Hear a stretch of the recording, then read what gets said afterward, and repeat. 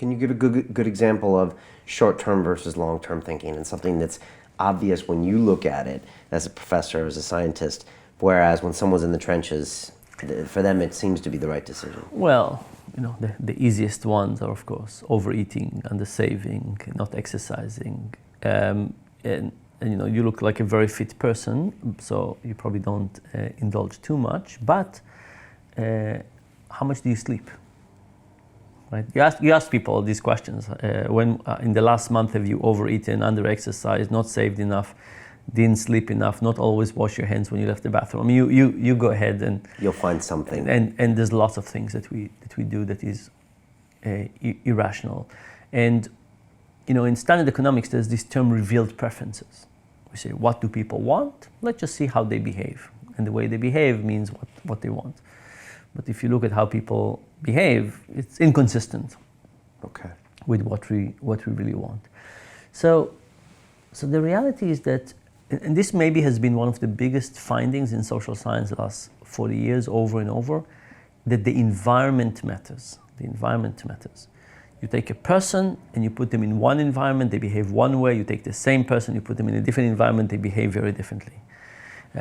If I walk you up every morning to a buffet of donuts and muffins and croissants and the smell filling your home, you'll be a different person at the end of the year, right? Now, I'm not saying you'll fail every day, but you'll be a different person.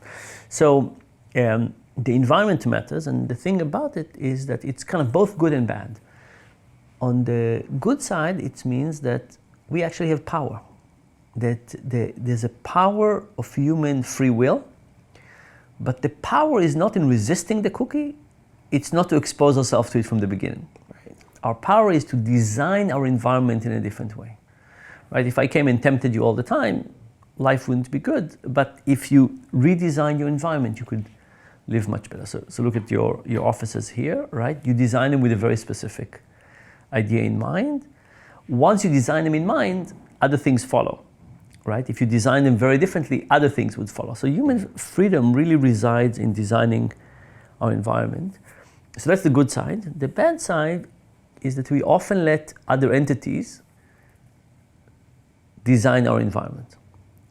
Think about supermarket. Supermarket is not something that you and I design for our own purposes. Somebody else designed it for their purposes. Right, it's like a fun house someone else built.